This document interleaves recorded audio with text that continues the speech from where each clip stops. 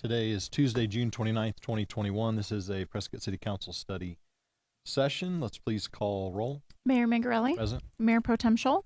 Here. Councilman Blair. Here. Councilman Good. Here. Councilman Barusing. Here. And Councilman Tenney. Here. And the record will reflect that Councilman Sischka is excused from the meeting. Very good. Thank you.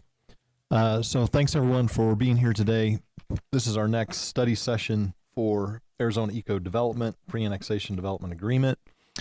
I think John has a little presentation as well as Joe Baines, and then we hope to get right to public comment. Train's coming.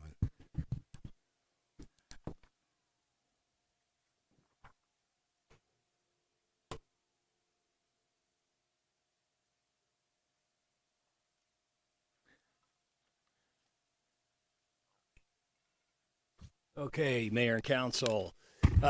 What we have here today are 4 additional sets of changes to 4 different sections of the development agreement. And these will be posted online this afternoon. And just so everybody is aware, tomorrow we will post a complete document that includes all of these changes. So there'll be a clean version and then a red line version that will incorporate all the individual pages of Redline. And so those documents should be posted sometime early tomorrow. Just want to assure people that none of what gets posted tomorrow as a complete sets of documents is new. It's all the stuff we've already talked about throughout the last 4 or 5 weeks. So I'll just go through some of the kind of, I think, final changes. Okay, so there was some question about the natural open space. That's referenced in recital H as well as a north parcel, and this is the private open space. It's 338 acres, and it is essentially the creek, Granite Creek bed. And for clarification purposes. There is and has been for years and years and years a mining lease on that 338 acres. So this change just clarifies that it's sand and aggregate and rock product mining and not other kinds of mining that anybody might have concerns over, and that the lease applies to the whole parcel. So that under this, and this just affirms what the state law tells us, and that is, when a property is rezoned, if there's an existing use on the property, it remains a legal non-conforming use. In other words, it's a use that's allowed despite the new zoning. And so this mining operation will continue on for the whole parcel until it's essentially abandoned. And under our city code, land development code, a cessation of the use for 6 months or more, an intentional cessation of the use for 6 months or more, means that the use becomes abandoned. So that's the small change to recital H. And I'm going to go through this sort of in order of section.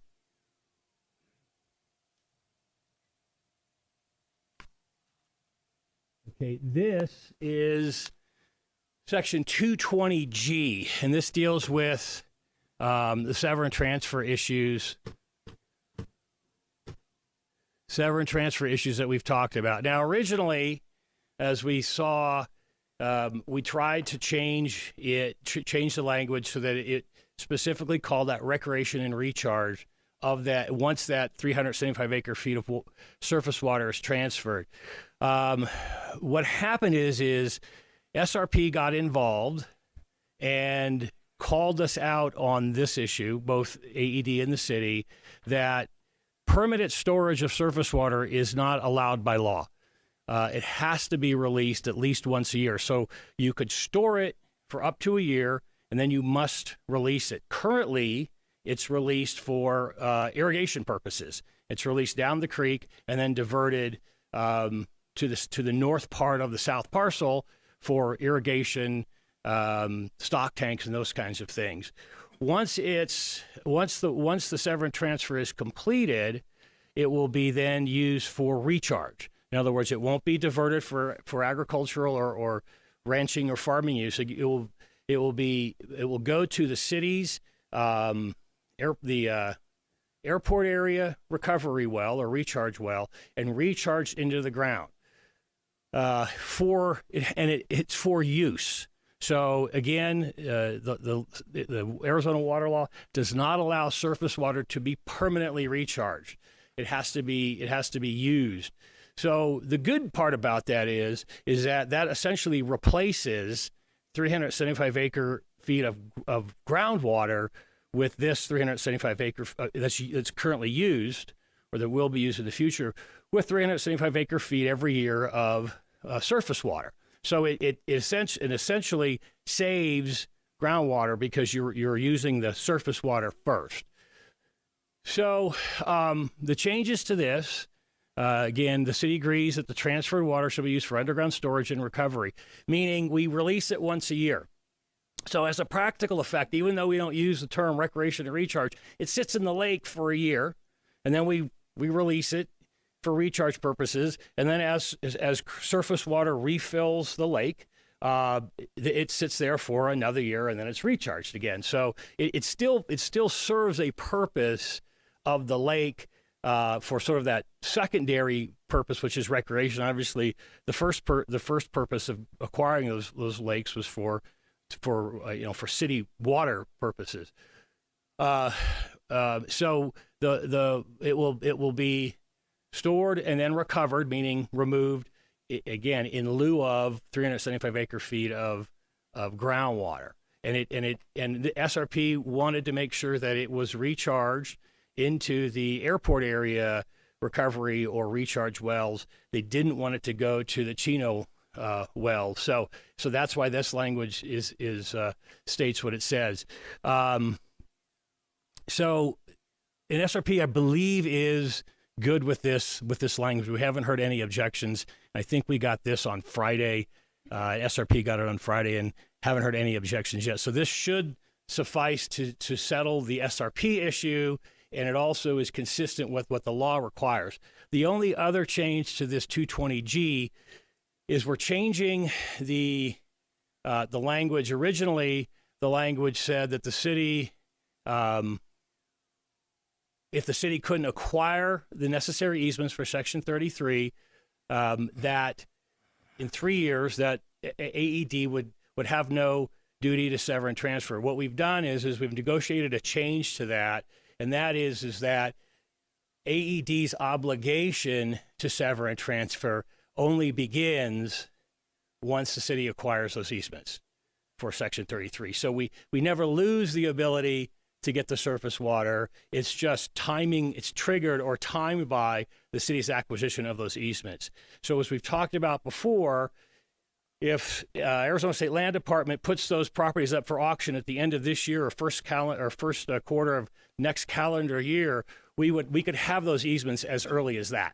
Whether it's AED as the buyer or some other private entity as a buyer, we could either, with AED, it'd be sort of a no-brainer. If it's a different buyer, we could either negotiate easements across that property or ultimately use our power of eminent domain to acquire those water and sewer easements. So that's the 220G change. Excuse me. Yeah, go ahead, Kathy. Thank you. I have a question. Originally, we were planning on annexing 32 and 33, and now that 33 is going to be annexed into the town of Prescott Valley, do you think it's a good idea for us to still be required to provide vehicular ingress and egress easements and the dry utilities like gas and electric? Shouldn't that be under the jurisdiction of Prescott Valley? And because that might just hold things up for us, don't you think? The access, remember the access, you can't get there from Prescott Valley. That's the problem. So where you get to Section 33 is either through Section 32 or 33 and the north parcel sort of touch at the corner, in the northwest corner of Section 33. So it would be either that way, from the north parcel where the housing is, or through Section 32. That's, as a practical matter, you can't. Okay. It's a cliche. You can't get there from here. Okay. And then my next question is, somebody had mentioned maybe leasing the 375 acre feet of water until we get the sever and transfer. Yeah, that was mentioned. Gary Beverly, I think, mentioned that, but that is not. You cannot lease surface water rights, so it's not legally allowed to do. And so, in the meantime, until the sever and transfer is complete, the water will be used for agricultural purposes and not recharge. And that just kind of has to be that way. And I want to reemphasize. I've said this before. Well, we've gotten rid of this sort of 3-year time frame to get the easements. So the point of doing this was really twofold. One was to make sure we're consistent with law, and the other is to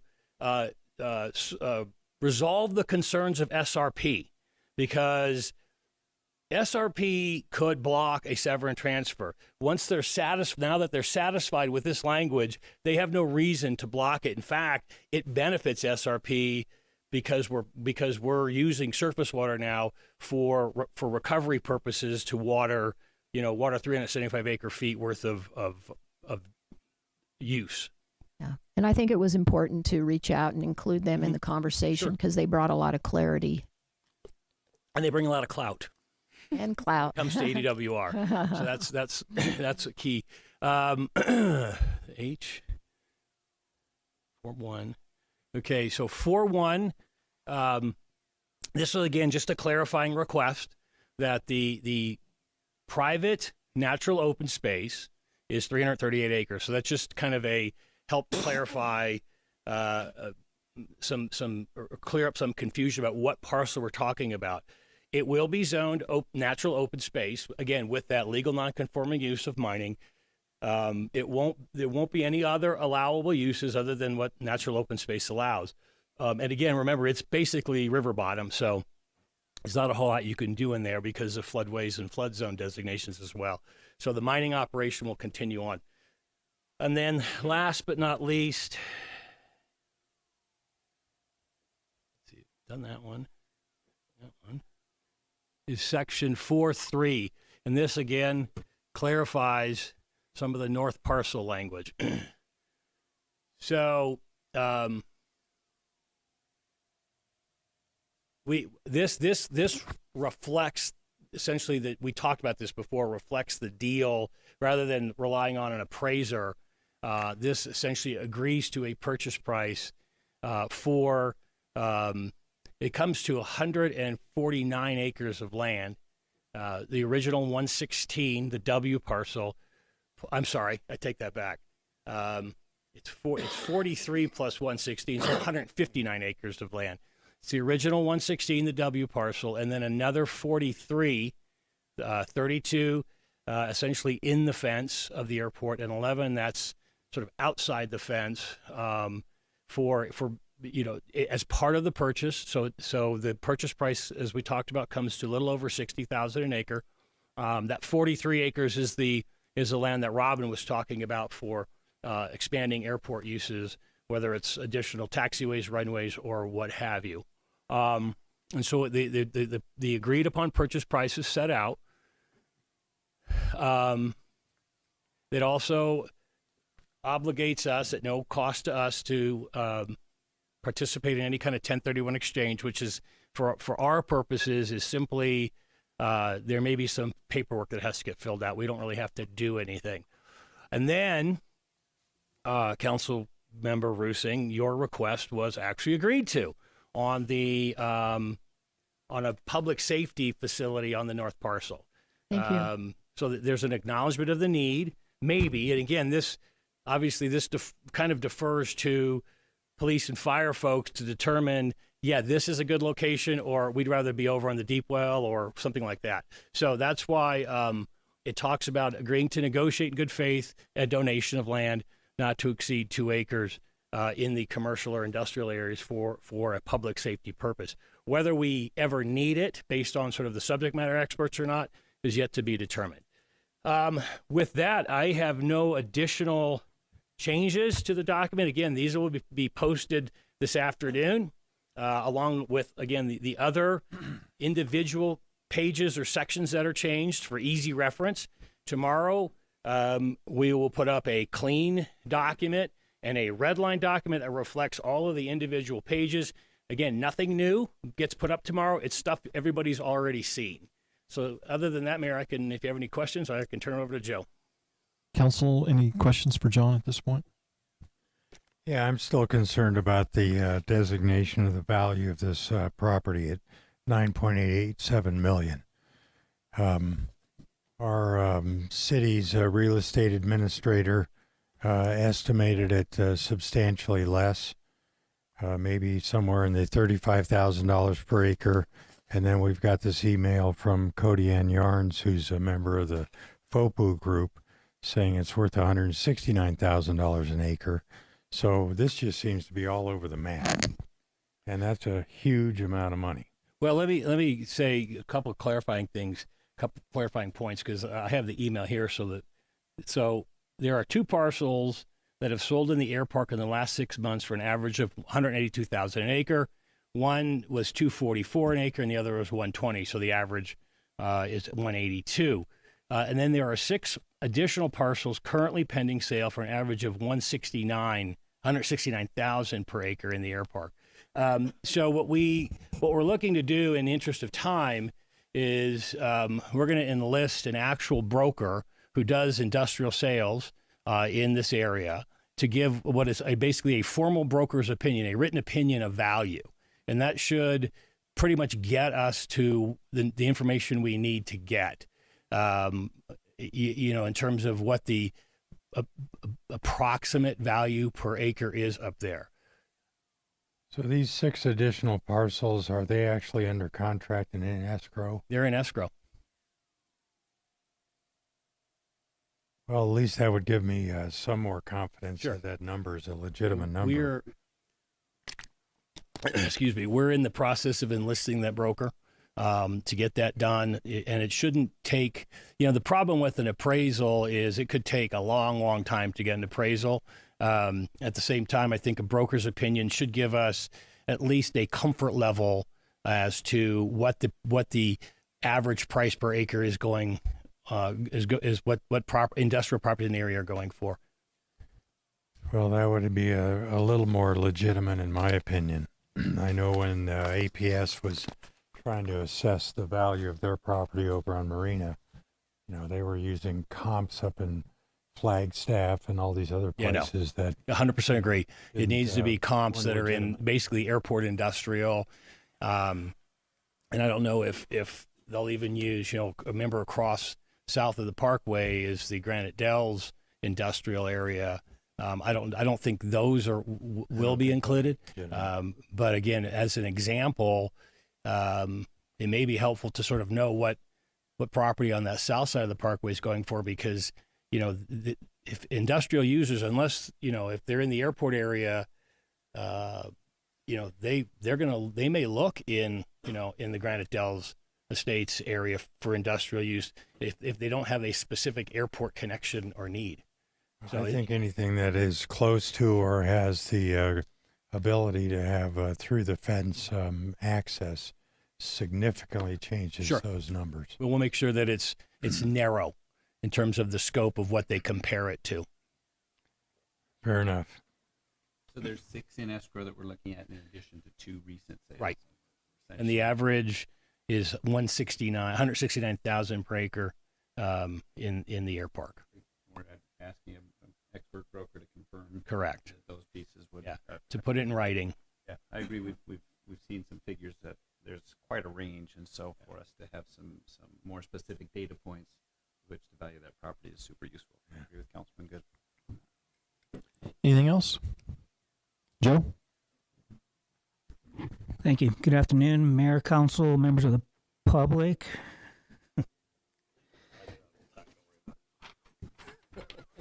wasn't me. Brief intercession. Session?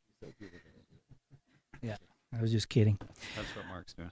I'll start over. Interceding. Start over. Good afternoon, Mayor, Council, members of the public. My name is Joe Baines. I'm the Recreation Services Director for the City of Prescott. I just wanted to take a couple minutes to talk a little bit about some of the quality of life benefits that this annexation could propose for the city of Prescott. Just take a few minutes and kind of go over some of the preliminary or conceptual planning that we've been doing in the area.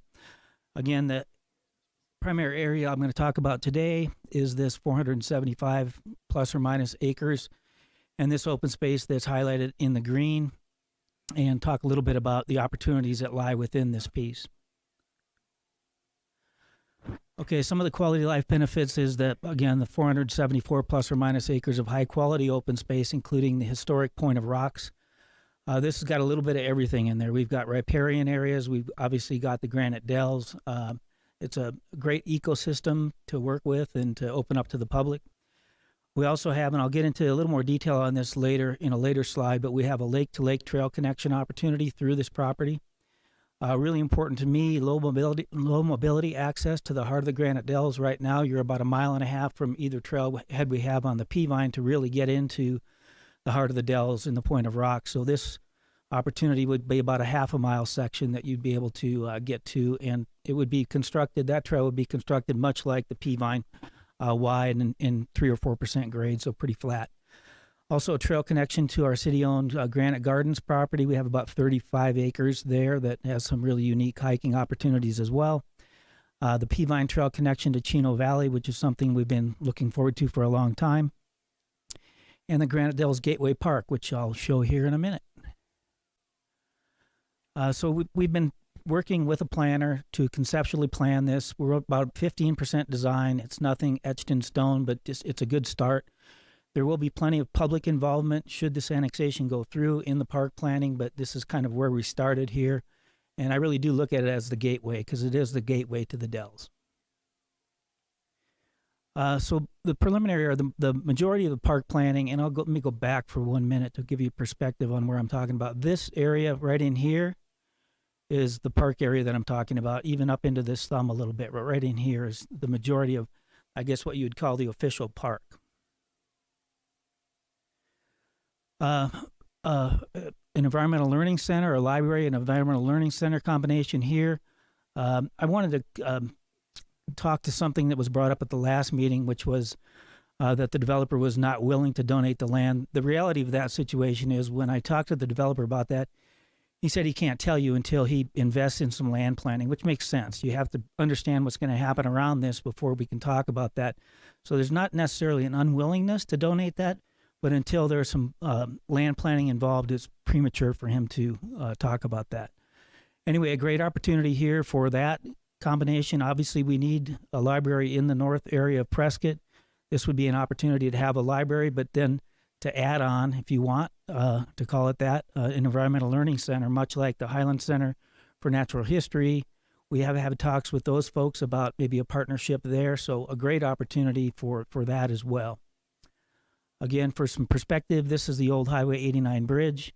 This would be the ingress-egress for the library right off of Highway 89, so fairly convenient. But it makes a big difference between, being in here and here as far as how you feel, the solitude, much less road noise here. It's a really, really cool place. And we would tuck it in among those rocks there, which I think is a great, great opportunity. The trail connections I talked about, this could be a trail connection out to the Peavine, which sits out in here, about a 0.5 mile again. This is a trail connection that Chris Hosking, our trails and planner and coordinator, have GPS and hiked. This one would be way more technical. It goes through a lot of slot canyons and drops in over by the Point of Rocks, so that would be for the more technical types. Trail connection to the Granite Gardens. Again, that's a 35-acre piece that we own over here. I always like to refer to this when people ask me, where's a great hike for kids? This is a great kids hike. A lot of the white dots on the rocks and all that fun stuff that the kids enjoy. About a 3-acre lake in here. And again, talking about low mobility, we would have a pretty flat trail that would go around that lake. I envision Grandpa and Grandma taking the grandkids out here for a little fishing opportunity. This would be a trail connection. I referred to the lake to lake. This goes up Granite Creek and goes over to the Phippen Museum. This is another easement through this development agreement. And then once you get over by the Phippen Museum or the Constellation, it goes under the highway and then would connect over to Willow Lake. So Watson to Willow Lake, something we've also been looking forward to for a long time. 2 bridges that would connect this old Highway 89 bypass here over to the park. One of these bridges would be built to service maintenance vehicles that could go in there to clean up the park and that stuff. This is not on city-owned property right now, but we may have a need or talk to that owner of that property about another parking area for just people that want to go to the park and not necessarily to the environmental library. These are some of the concepts that we're kind of tossing around. This is the Ramada or shade covering that would be close to the shore. Again, real preliminary. Another elevation to show you, and that's the perspective of where that would be in the park. Another view of it. These are the types of bridges that we're talking about that would facilitate pedestrian and some maintenance traffic across Granite Creek.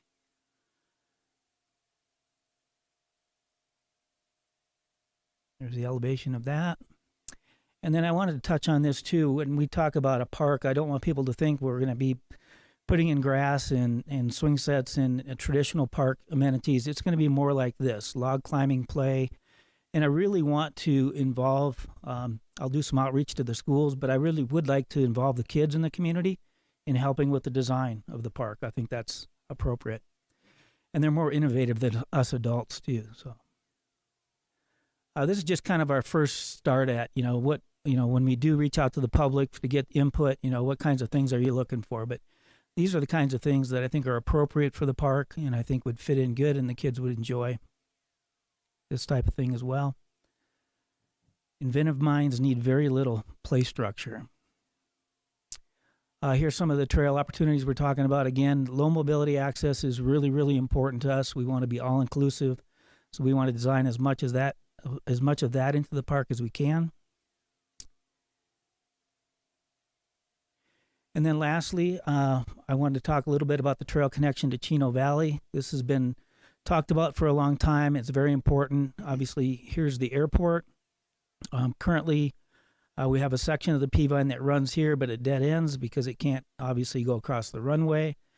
Through this development agreement, there is an opportunity to go along this yellow line here, which will take us up. There is one piece of state trust land that we'll need to work through an easement on, or potentially there may be a sale of that in the future. But anyway, we'll have to deal with that. But the rest of this in yellow is in the development agreement, and that gets us to Chino Valley. I believe that's Road 2 South, and there's a trailhead right there.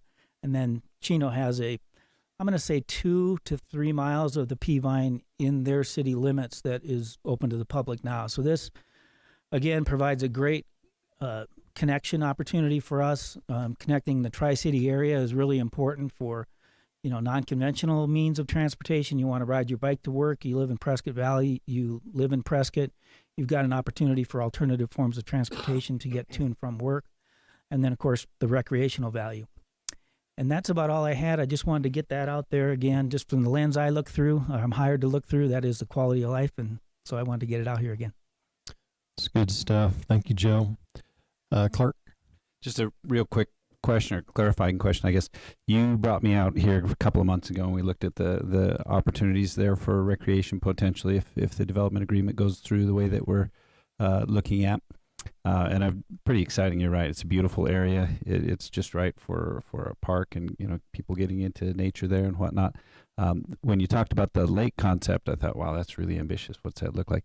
Maybe clarify for us a little bit more on what's existing there right now that would lend itself to the development of a very small lake, and clarify that for us. Great question, Councilman.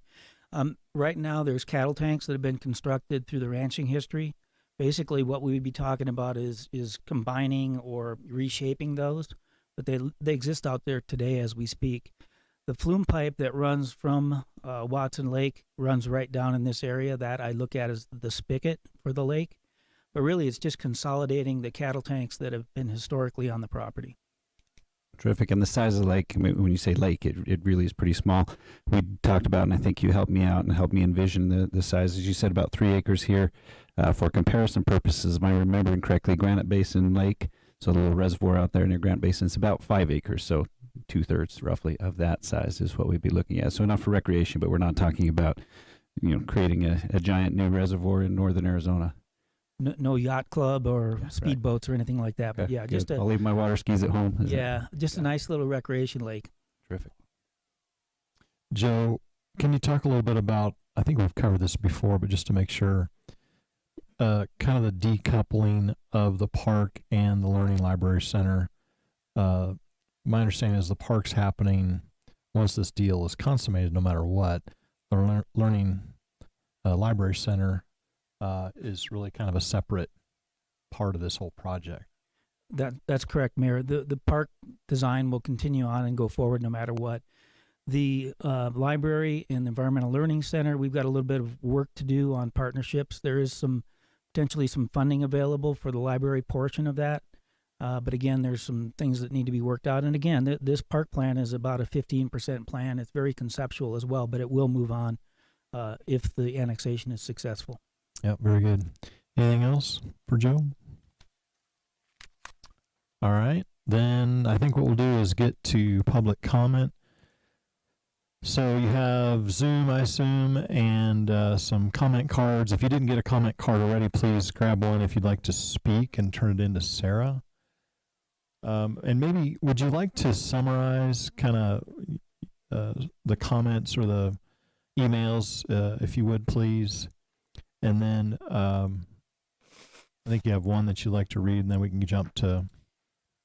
Yes, so I can provide the summary for you, and then right now I have 2, 3, 4 comment cards from here in Chambers, and I've got 2 participants in Zoom with their hand raised at the moment.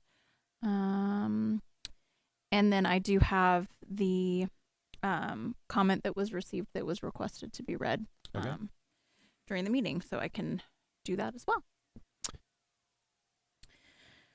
So, in an email that I provided to council this morning, you received the following summary and comments. So a total of 29 additional comments have been received through the AED Council email address that was created on the AED landing page of the city website and through the public comment portal. That is effective again as of 9 a.m. this morning, the 29th. Prior to the Tuesday, June 22nd study session, 78 comments were received and shared with council. That brings the entire total of public comments since the start of the public comment period for this item to 107. Of the 29 comments that were shared with council yesterday evening and this morning, the following specific issues were raised. Water concerns, timing of transfer of the open space, Peavine Trail crossing, extension of the public comment timeframe, incorporation of Save the Dells changes, no increases to the total number of residential units, public comment meetings taking place in the evenings, guarantee of roads, focus on airport rather than the Dells, price of the land surrounding the airport, and one-sided agreement in favor of the developer. In addition to the comments that were provided to council by my office, council administrative staff also received 10 additional comments that were forwarded to council accordingly. Mayor, would you like for me to read the comment and then we can take the Zoom and speaker request form in whichever order you'd like? Yeah, that'd be great. Okay. This one was from Bonnie McMinn. It was included in the comments that were sent to council, but she requested specifically that it be read at the meeting. Dear Council and Mayor, I request that my comments be read during the public meeting within council chambers and be included in the public record and meeting minutes. I attended the study session on June 22nd, and I was stunned by 3 individuals speaking about moving forward the development agreement as is. Clearly, these individuals have not read the document as they decreed signed today. The development agreement is redlined and far from complete. Setting the record straight, the remainder of individuals, including myself, continue to speak out against the deficiencies and essentially loopholes within the document. Concerned citizens are opposed to vague language, lack of essential parcel numbers, lack of costs, issues with SRP, issues with actual land title transfer, and other serious omissions that would create immediate and future issues for the city. I recall Mr. Palladini stating that he wanted a document as unambiguous, my words, as possible, and the document presented on June 22nd was not that. The devil is in the details, and this document is a contract that legally obligates the city and its citizens. It needs to be done properly, and if current legal counsel is not up to performing duties sworn by the AZ Bar and the AZ Constitution, then we need to seek outside, objective, unencumbered legal counsel. Number one, the public has not seen the city's economic impact and analysis study, which I expect the council needs to be informed, and this should be part of the documentation. This provision is included in the city charter. Number two, it is unconscionable that city staff would suggest that calling around to realtors for comps on the airport land would suffice in any business arrangement. The city must get a formal professional appraisal. Number three, line item costs that the city will incur, as I sincerely hope the council members would not agree to any deal without having a very clear understanding of the cost burden. We've waited this long. Hit the pause button until each council member is able to read a clean, red line free document addressing all of the issues brought out during this public comment period. Treat all citizens with respect and perform your fiduciary duty that you were sworn by the Arizona Constitution to do. Okay. Let's go to Zoom, please. Okay. I've got Howard Mechanic. Mr. Mechanic, you can go ahead and unmute yourself. And you have 3 minutes. Thank you, and Mayor and Council. And I agree that there was no rush here. I hope you all agree that we've made progress in the last week, in the last months, and it was very good we weren't rushed. It may take another couple weeks, but I think we're going in the right direction. The one issue I wanted to address was the cost-benefit analysis. And Mr. Palladini stated that the benefits the city are going to receive in property and other benefits, I believe he said was around $9 million, and there'd be low cost to the city. But I think if anybody looks at that, they would say, well, this is a slam dunk here. Why would this is the best deal we could get. And it's a one-sided deal.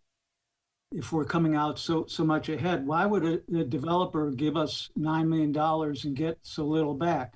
Well, the answer is what the developer is getting in addition to the money is water service and the ability to put in more units than he could put in the county on septic. So you just can't concentrate a lot of homes on septics. And that was the issue at Stringfield Ranch. Also, there's a very high value for the city to provide water service, not just selling the water, which we are getting impact fees from, but just the fact that the city is providing water service increases the value to the developer. So I'm suggesting in the future, when we do cost-benefit analysis, we consider this. We consider what we are giving away. Let me give you an example. If you found a diamond on a city property and then somebody wanted to buy it and you said, okay, I'll sell it to you for $200. And you say, you do a cost benefit analysis and you say, well, we spent nothing and now we're coming out ahead. You have to look at the other side of the deal. What is it worth to the other party? What is the market value? We have a diamond. The diamond is our water. Our water resources are very, very valuable. When we give them away, there's a big value to them. We need to analyze that. What is the value of the water and the water service to the developer? And let's make a deal that benefits, the best deal to the public, that analyzes. And I'm not saying this deal we have right now is not that. It may be the best deal. But in the future, we need to analyze what is the developer really getting in their analysis of the cost benefit to them. So we know what they're getting, not just our cost. What is the value now of what we're giving away? Thank you. Thank you, Howard. All right. Next, we have Rory Levy. Good afternoon, everyone. Couple of things I'd like to follow up from the previous two meetings, the last two Tuesdays. And I listened carefully and heard Mr. Gissy agree to a telecom map and plan, which ties into the comments I had raised on June 15th about getting the telecommunications pre-planning going and other aspects of the communications, so wireless communication facilities. And that seems to be a key thing before a vote is scheduled on this project. And I don't know if I'm going to see it in the document that's going to be redlined tomorrow and posted, as Mr. Palladini said. But Mr. Geese is in agreement. So I guess the thing is, what are the city officials doing about putting that together with Mr. Gissy? That's one question. Also, I have emailed Mr. Mayor, you and each council member and key city officials that several meetings, including June 15th, June 22nd, and today's meeting, there was no public notice as required by local and state statutes. The ARS section I cited in the email, and that is still not addressed, which means that the city is in non-compliance with these statutes, and yet no one is responding to the email, including everyone who's present right now in the council chambers. Maybe because I guess I'm not going to get an answer, but fact is you are in violation, and this is not being addressed. And actually, the meeting shouldn't really be held unless they're properly publicly noticed, even if you're getting comments from people. No response. Anything else, Mr. Levy? No. You have no response to that. You have anything else for your comments? Yeah. Okay. I figured you don't value public input, Mr. Mayor. All right. Okay, Barbara Jacobson. Barbara, you can go ahead and unmute yourself. Hi, can you hear me? Yes, we can. Go ahead. Thank you. Mayor and City Council, I do have, to kind of tag on to the last speaker, I do have a question and I know because of COVID, we've gone to Zoom. A lot of people can't come to the meetings. But I think it's important that all public comments be read. You've got 107 now. Had you taken 20 minutes the last meeting, 10 minutes today, rather than the clerk's summary, that these be read, if they're not extremely long, but people are required to limit them to 3 minutes. Public input is important, and we need to hear their words. Also, I have a concern that we're going to get another development agreement tomorrow, and I think you have a voting meeting on the 13th of July in a few weeks. That is another 2-week period, which now we're looking at something new and looking at all the parts of it. Because when I read the original development agreement weeks ago, there were a lot of things like missing. Now I'd have to see if all those things are in there, if all the changes have been made. There's a lot to look at. And I think you need an open public comment period. And I like the fact that somebody said, let's do it in the evening also. I think that would be fair to people who are working during the day, that they would get to comment in the evening and that they would get to be heard. And by the way, Joe, thank you for your, hopefully not just attempt, but your ability to develop, in quotes, a natural park. Thank you. Thank you, Barbara. Mayor, just once again, like for the, I don't know how many time, nothing new gets posted tomorrow. It is the same stuff that everybody has seen for the last 3 or 4 weeks. We've been, we have an agreement and we have a series of changes to sections in the agreement. As those are talked about, those are posted. Then we get this request, well, we need a complete document. So that's what we're going to do tomorrow. We're going to take away all of the individual pages and we're going to put them all into a document that is a comprehensive document, both a clean version and a red line version. There is nothing new that gets posted tomorrow. It's the same stuff that we've seen from 4 weeks ago to today. Very good. Thanks for that clarification. Also, John, I know a number of times you have addressed Mr. Levy, among others, regarding public notice. Could you just humor me one more time, please? Yeah, Mr. Levy's just flat out wrong. We are not out of compliance with the notice requirements for any of our meetings, any of our public hearings. There is a difference between an open meeting and a public hearing.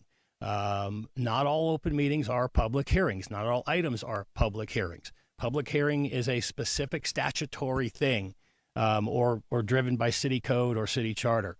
We have a mandatory public hearing for tax decisions or budget or, annexation. Last week we had the formal statutory public hearing, and the statute's very clear. We must provide that notice in the paper at least 6 days before the hearing, which we did.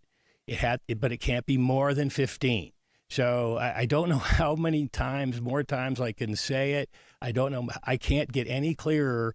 We are in compliance with state law, with our own code, and with our charter on these meetings and public hearings. Very good. Thank you. Councilman Cheney. Just a real quick comment and maybe clarifying question attached to that. I have really appreciated, I think you mentioned, Sarah, about 107 comments so far.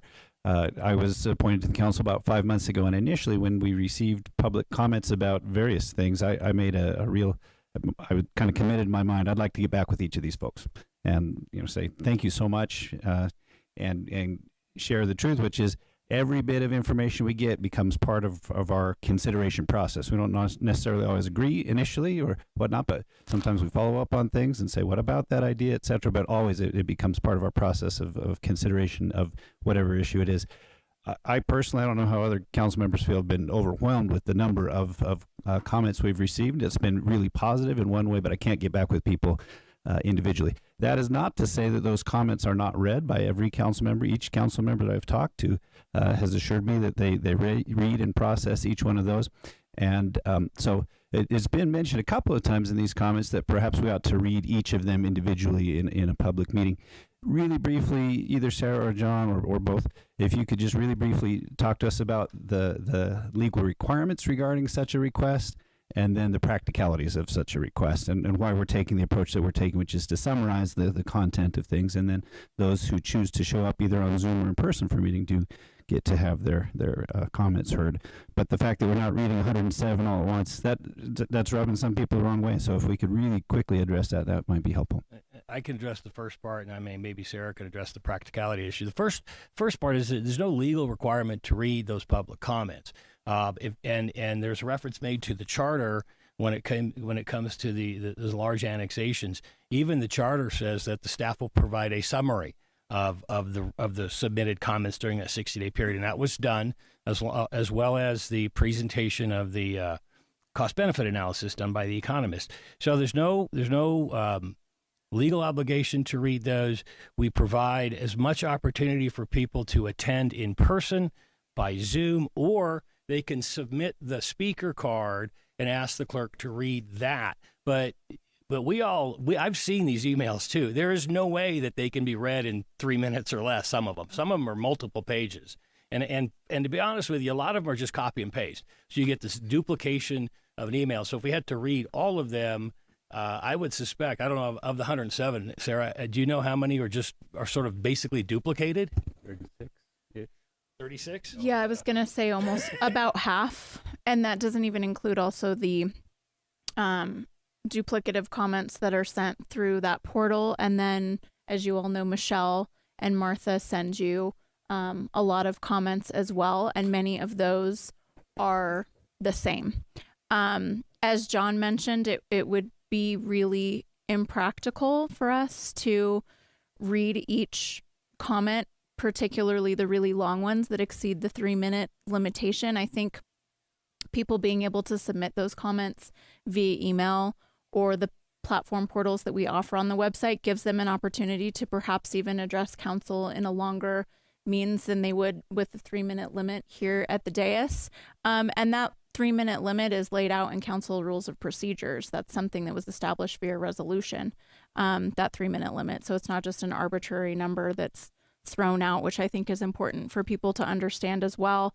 A lot of it is copy and paste. And, I think it does give you all as well an opportunity.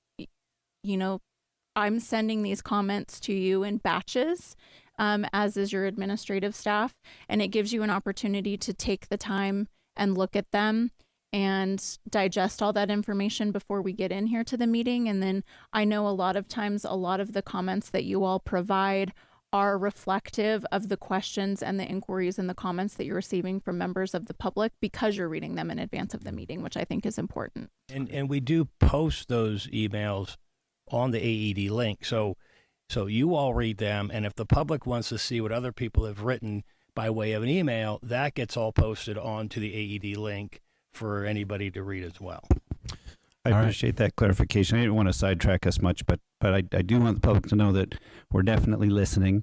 It's important to keep in mind there's a difference between listening and doing what somebody wants immediately, particularly since there are competing interests here. But we are listening and we are considering everything that we get, and we do have opportunities to process that outside of these meetings. So even if it doesn't come up in this meeting, it's certainly part of our consideration process. Thank you. Thank you, Councilman. Let's go to public comment in the room here. I still have a couple of hands. Oh, I'm up. sorry. That's okay. Deb Thalassides, you can go ahead and unmute yourself. Thank you. Good afternoon, Council. I have some questions that maybe can be answered the next time, or maybe somebody can address today. One of the things that's concerned me about the agreement, and I actually support the agreement, but I've been concerned about costs and how those costs are going to be handled. And I know Attorney Palladini has referred to development's going to pay for itself, or growth pays for growth. But you do have the infrastructure improvement plan that is required by state law to assess development fees. And I went back and looked in that, and it looks like a number of the items in this DA are actually included currently in the development agreement, and a number aren't. So one of my questions is, when will you be updating the information, infrastructure improvement plan? You last updated it in 2019, and I think you're coming up on an update. And then I guess the one that really caught my attention was the almost $19 million for wastewater treatment plant capacity, which is 100% attributable to growth. And I'm just wondering, as an example, taking that as an example, how are you going to do the interim financing to get some of these infrastructure pieces in place until the development fees come in? Typically, growth pays for growth eventually, but someone has to pay for the initial investment. And it would be great if you could talk a little bit about your financial planning and how you plan to handle this. Thank you. Thank you. You want to address something now or later? Or? Well, I think, I don't know if Mark or Craig, or they can talk about updating the infrastructure improvement plan as part of the impact fee, but I can just address it generally, and that is, typically what happens is and remember, we have to spend that money within 10 years of collecting it. So what happens is we basically borrow. We borrow to do these projects. Oftentimes it's WIFA money, which is real cheap for these types of projects. And then as the impact fees are collected, that goes to the debt service. So that's how we sort of spend impact fee money. We don't necessarily do a cash project on these impact fee projects because it does take time. Our growth isn't such that, like down in the valley where you get 1,000 homes get built in a year or two and you collect all these impact fees, and maybe you can pay cash for the project. So we tend to borrow and then pay the debt service out of the impact fees. And so to the extent that the developer builds impact fee projects, they get the law requires that they get then a credit against the impact fee if the developer contributes or builds part of that. That's just what the state law requires. But in the case, let's say of the crossing, the city's going to reimburse the developer. So all of those homes that get built in this project, Granite Dells Estates, Deepwell, will all pay the impact fee portion to cover that crossing cost. And Mark, you want to address the next? Well, definitely. We do update the IIP every 5 years. We do an impact fee study every 5 years. Again, we just finished one a year or two ago. The IIP encompasses projects for collector mains and those things, not individual projects within a subdivision, the sewer and water in a subdivision, but the infrastructure that provides service to the edge of that subdivision. Obviously, the low water crossing is kind of an exception. And again, that is an impact fee project because it serves more than that one subdivision, so that they would be reimbursed out of impact fees. And yes, we use WIFA financing, as council's aware, to pay for these. And then as the impact fees are paid, those bonds are repaid. I'll be glad to get any more details if council would like. Yep. No, thank you, Mark. I appreciate the clarification. Let's move on, sir. Okay. Mr. Levy has his hand up again. Anyone else on Zoom? Just Mr. Let's Levy. go to the room here then, please. D. Carter LaBarche. Good afternoon. D. Carter LaBarge, resident. Dear Mr. Mayor, members of the Prescott City Council. Last week, we asked some very specific questions regarding the current status of our water supply, consumption, and comparisons against the details listed in the fourth management plan. And I was told that the city had a very good water study. As water is a critical issue to the future of Prescott residents as well as to the developers, knowing that the city has a very good water study is just not good enough. You're requested to make this information available to the citizen voters of Prescott, and since the fourth management plan was completed, the city has more than tripled the number of homes to the 15,000 currently planned on the book. We would like to see a comparison of the well hydrographs from 1950 to the present, know what the impacts to the aquifer have been, and see the updated trends to our water supply. And what is our current groundwater overdraft in the Prescott Active Management Area, and how has the unchecked residential developments impacted the annual overdraft of our aquifer? Do these numbers support the city's ability to reach safe yield in our water supply by 2025? We'd like to see the details, please. In regard to the development agreement, the timeline initially proposed by this council showed an interest in moving quickly to vote on annexation. Each week, the citizens have asked questions regarding the DA, and each week, the city attorney and city manager have redlined this agreement for changes and clarifications.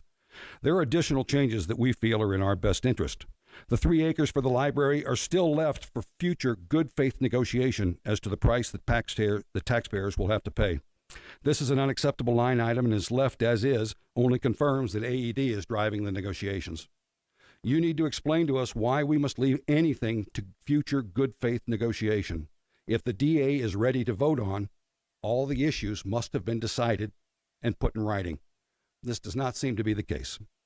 You have substituted comps for an appraisal on $9 million of airport property. Who's provided the comps, and exactly why is it in the city's best interest to use a comp instead of a proper appraisal?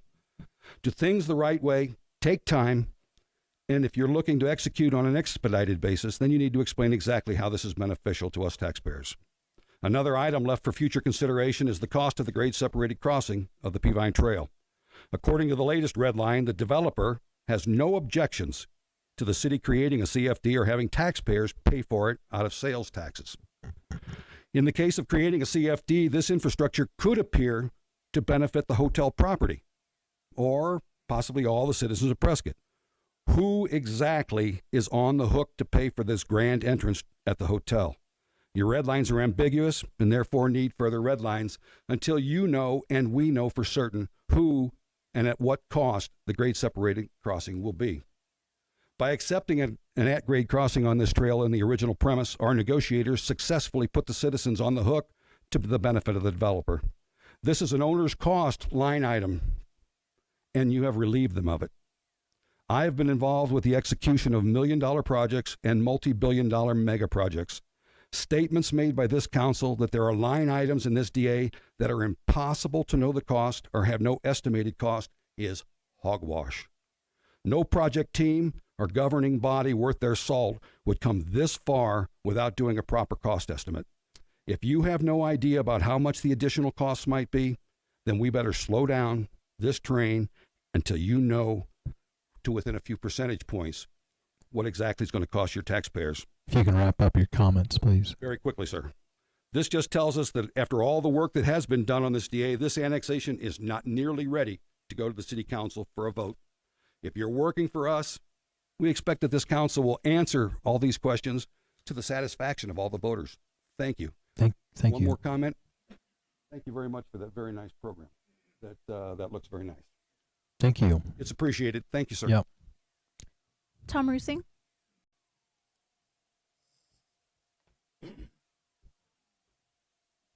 Okay, I have prepared comments, but this meeting has brought up a couple issues. One, I'm concerned about what appears to be some lack of foresight and planning in that once the city, it became apparent that there were parcels around the airport that were need to be purchased, it seems like an appraisal should have been done ASAP so that we're still not talking about just estimates.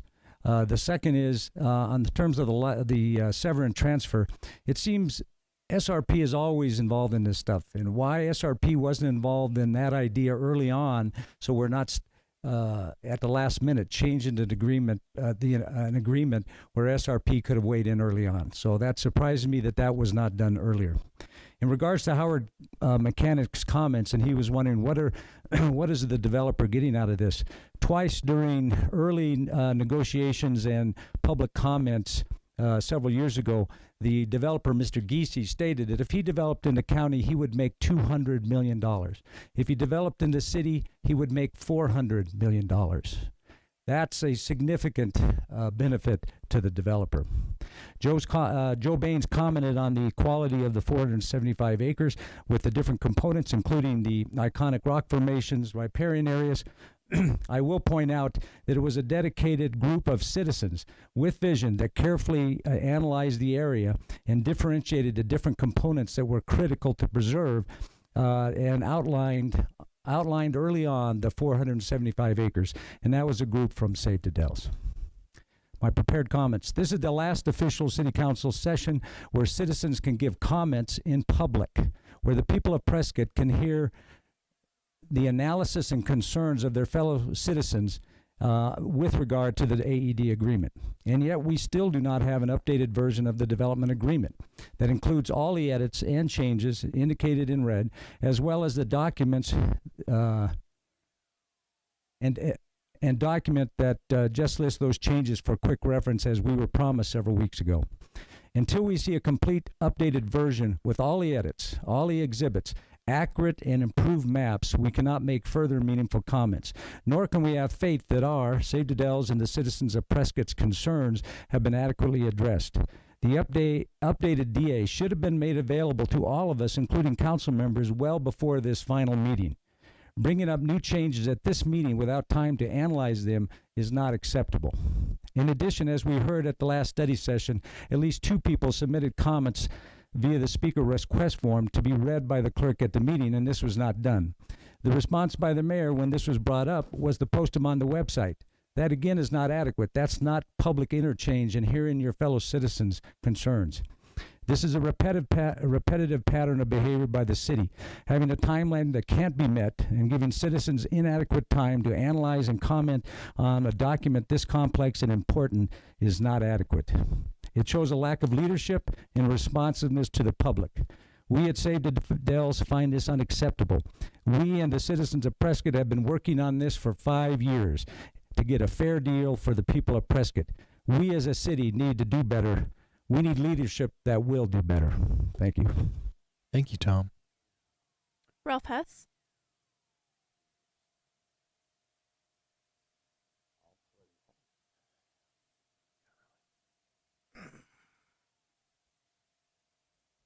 Good afternoon, Mayor and Council. I'm Ralph Hess, live here in Prescott.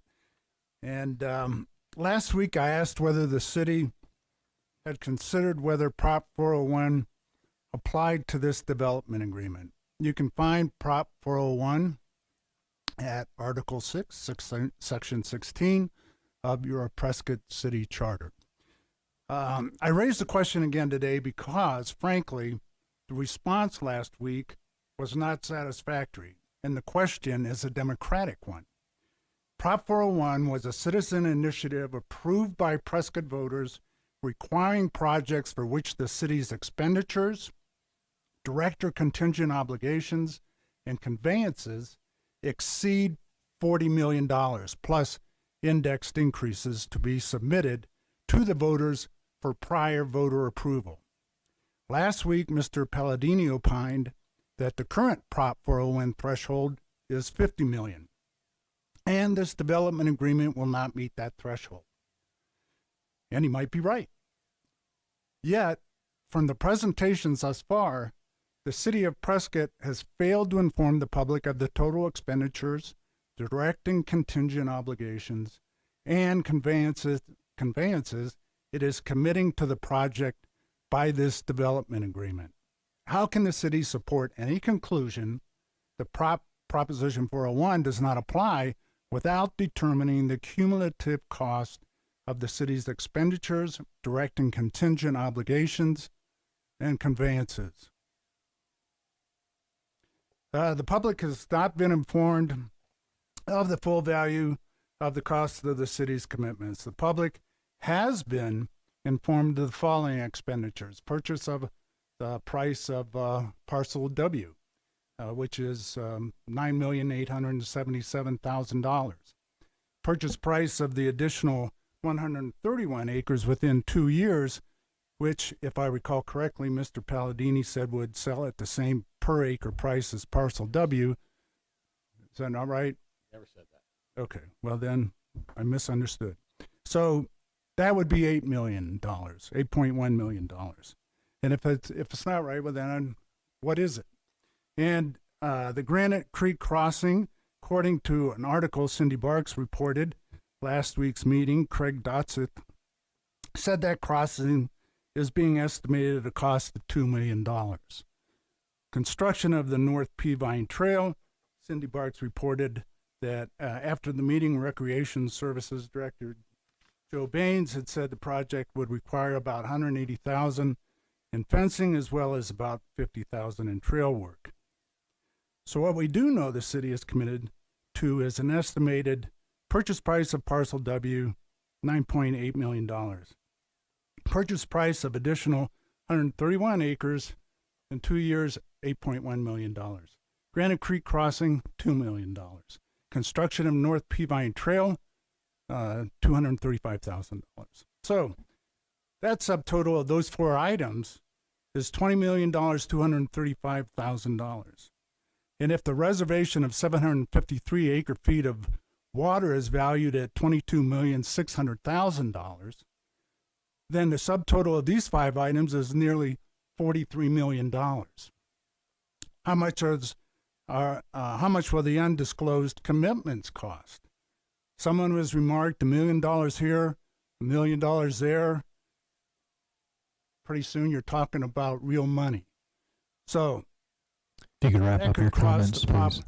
Yeah, and that could cross the Prop 401 threshold. Prop 401 does not exempt expenditures, direct and contingent obligations, and conveyances for which it expects to receive set-offs or reimbursements or grants. Under these circumstances, will the city calculate the total cost of this project and determine whether 401 requires the development agreement to be pre-approved by the voters? Thank you. You're welcome. Dave Irvine.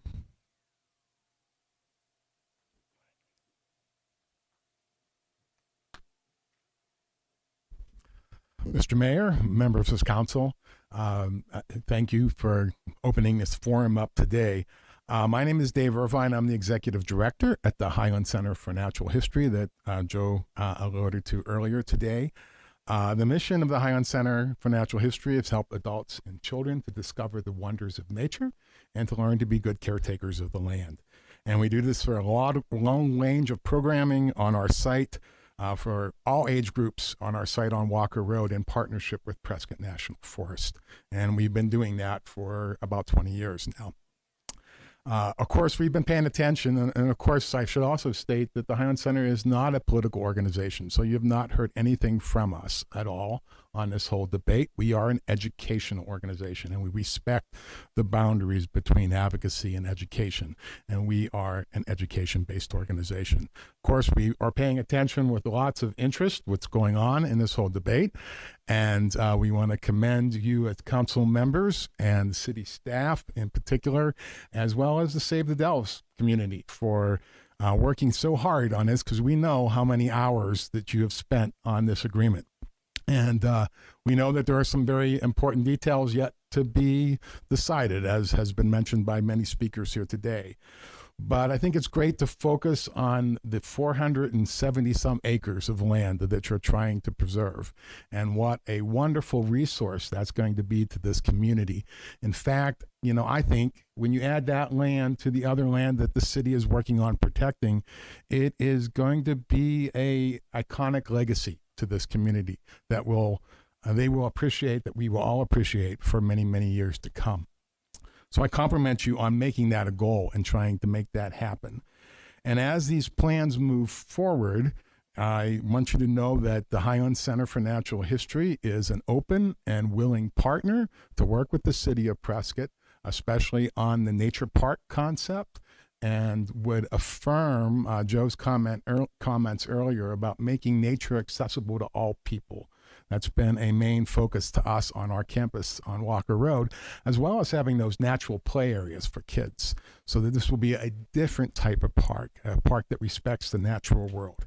And we're willing and able to help with that design, to help with that implementation, to help with the education that could happen at that site for our public, and to ensure that this natural treasure that you're preserving is going to both be enjoyed currently and then preserved and protected for future generations. So again, so thank you very much for your due diligence and your great work on this issue. And you are creating a natural legacy out there that hopefully will inspire children and adults of many ages for many generations to come. Thank you, Dave. Thanks for your partnership in the past and offer to partner in the future. Appreciate it. I apologize. I cannot read the handwriting on here. I think it's Clayton. Clayton? Hi, Mayor and City Council meeting. Can you specify your last name for me, please? Sir, for the Bertram, record? Bertram. Thank you. Yeah. I like the plan of the trail going up north to Chino Valley. What I see lacking is, what I think I see lacking is foot access to the airport. If I'm able to walk to Chino Valley, why wouldn't I be able to have foot access to the airport, be able to walk to the airport, take a flight, get a flight back, and walk home? Thank you. Thank you. And Mayor, I have one more speaker card, but she left chambers. She did write down, her writing's a little bit difficult to read, but I can do my best. Or I can provide it to you all. It's your decision. Let's see if Michelle could transcribe and get it to us. That'd be great. No other comments then at this point? I don't have any other comment cards, and I do not have any hands up in Zoom. Oh, I'm sorry. Looks like Kaya has raised her hand. Go ahead and unmute yourself. Yes, hi. Can you hear me? If you could speak up a little bit. All right. Is that better? That's better. All right. Thank you. I would just like to address the council and ask them to reflect upon this theme of public trust that's been coming up pretty regularly throughout the past few public meetings. Multiple times, this seeming lack of public trust has been mentioned by members of the council, almost in a sense of bewilderment, as though it is completely without rationale that some members of the public may be feeling this way. But if you're truly listening to what the public has been telling you via comment, email, phone call, letter to the editor, etc., then you'll know that there are very specific and concrete actions taken by certain members of council and city staff, which contribute to this culture of mistrust and the sentiment that the city council does not always genuinely value the public's opinion in city matters. First and foremost, I would suggest that you share your commitment to these claims, that you value public input by considering the suggestions that are made by the public to streamline and strengthen the public comment process, including reading all of the comments that are submitted through the speaker request form at public meetings, as this was the intent of those who submitted in this fashion. I understand that practically reading all of the comments submitted through every venue can be logistically challenging, doesn't always lend itself well to the time constraints, but I do think that this particular option was created with that in mind, to be heard by the public and the members of council directly at meetings. I also suggest that you hold public comment meetings in the evening. I second that comment, which was submitted by an individual earlier, so that those who work traditional daytime hours may attend and contribute as they wish they could. I suggest responding to citizen emails and concerns in a way that is not dismissive or evasive and seeks to help them better understand what they may have understood correctly. As somebody who's worked 5 years in the public service sector, I understand how frustrating it could be to constantly have to correct and recorrect information that the public is not getting right and is causing miscommunication. But simply put, that is part of your job, is to help the public understand the decisions that you're making and why. I suggest redacting the personal information on public comments before posting them publicly to avoid doxing members of the public, or clarifying language on the form to be explicitly clear that commenters are consenting to the sharing of this information. I don't suggest this latter solution because I believe it adds an additional barrier to people's comfort and willingness to comment. And finally, I really think most importantly that you should consider in these meetings and in public interactions how your body language and tone conveys respect or a lack thereof. When members of the public are addressing you, they will feel respected by you if they have your full attention. If you are not looking at your phone or reclining with your hands behind your head, if you are giving eye contact and at least nodding or confirming that you are taking in what they are saying. I suggest saving the snide comments for private conversations, such as the comment that 106 out of 107 comments were probably copy and paste duplicates. First of all, I don't feel that's necessary or constructive, and it's really dismissive of all of the time and effort that the public took in coming forward to create these comments, in looking through the documents and sharing their opinions. It may be your job to review these documents in a week or less, but the public has gone out of their way to take the time to meet these deadlines that you are imposing. I also suggest considering why duplicate comments or similar wording completely invalidates the credibility of this statement. There are only so many ways that you can reword something. And when it comes to key issues, people are going to be commenting and sharing similar sentiments. And just because somebody has taken the time to share the sentiments that they agree with and they happen to align really closely with the wording of other sentiments doesn't mean that they're any less valuable or that person believes it any less. Respect and trust of individuals working in public servant positions is earned and maintained by a pattern of actions that reinforce this trust. You don't have to agree with everything that's shared by the public through this process, but you do have to agree that this input is valuable, that an engaged and passionate citizenship is the best thing a municipality could hope for, and that it is simply part of our jobs, all of us as public servants, from a local city level to a federal level, to ensure that our respect for the public is conveyed in all of the interactions that we have with them. Thank you.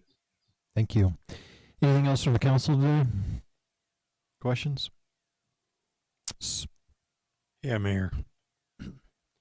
I think Mr. Hess's tally of potential costs bring the number so close to the triggering point of nearly $50 million that I think it's essential that we do the tally and make sure that we are not subject to a referendum charge because we didn't do our diligence here with the correct amount of assessments of cost.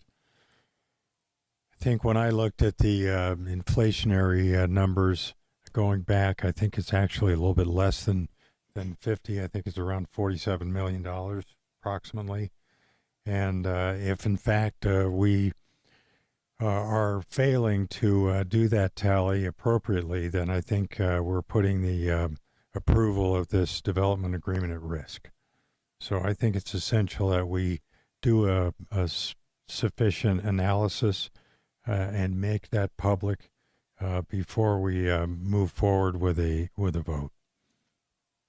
Okay. Anything else from the council? All right, this meeting is adjourned.